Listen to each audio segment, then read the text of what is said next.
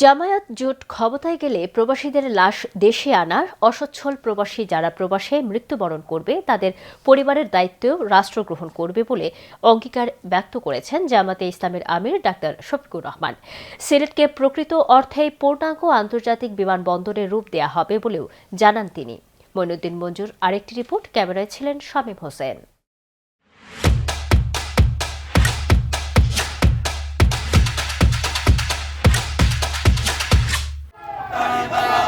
শনিবার বিকেলে জনসভা হলেও সকাল থেকেই জামাতসহ ১১ দলীয় জোটের নেতাকর্মীরা মিছিল সহকারে আলিয়া মাদ্রাসা ময়দান অভিমুখে আসতে থাকেন।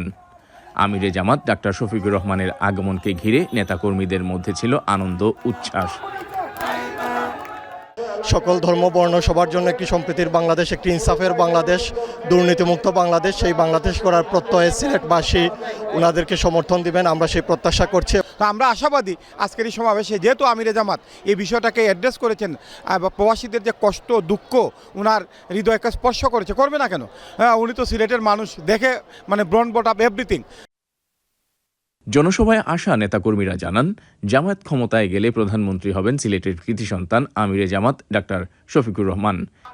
এতে সিলেটের উন্নয়নের পথও সুগম হবে, এটাই তাদের অভিমত। যদি উনি প্রধানমন্ত্রী হন, আমাদের সিলেটের অনেক দাবি দেওয়া আছে, সেটা উনি অবশ্যই পূরণ করবেন। তার মধ্য দিয়ে সিলেটের যে ন্যায্য চাওয়াগুলো আছে, ন্যায্য প্রাপ্যগুলো আছে, আমরা আশা করি তার নেতৃত্বে আমরা আমাদের অধিকারগুলো প্রাপ্যগুলো বুঝে পাবো ইনশাআল্লাহ। নিরাপত্তা তো অবশ্যই চাই, তারপর আমার হাতে হত্যার বিচার চাই। যে আমিরে জামাত যদি প্রধানমন্ত্রী হিসেবে নির্বাচিত হন তাহলে আমাদের সিলেটের দিকে সুদৃষ্টি দেওয়ার জন্য।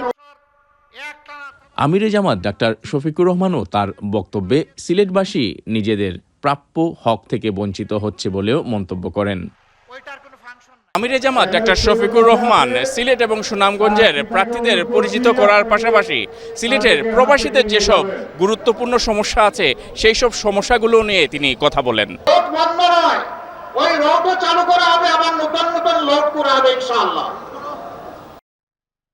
উসমানী আন্তর্জাতিক বিমানবন্দর নামে নয় কাজে পূর্ণাঙ্গ বিমানবন্দর হবে, এই অঙ্গীকারও করেন ডাক্তার শফিকুর রহমান।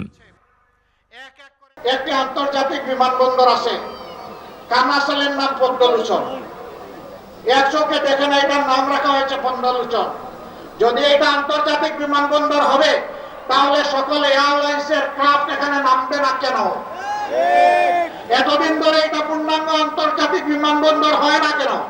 এই উসমানী আন্তর্জাতিক বিমানবন্দর নামে নয় কামে পূর্ণাঙ্গ হবে ইনশাআল্লাহ।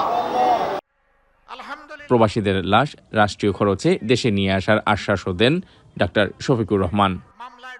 রাষ্ট্রীয় খরচে বিদেশে যারা ইন্তেকাল করবেন, যাদের সেই সামর্থ্য নাই, অতি সম্মানের সাথে তাদের লাশ আমরা কাঁধে করে দেশে বহন করে নিয়ে আসবো ইনশাআল্লাহ। কিছু হবে ইনশাআল্লাহ। শুধু Sylhet. Moinuddin Manju, channel S news, Sylhet. তবে সিলেট আর বঞ্চিত হবে না ইনশাআল্লাহ।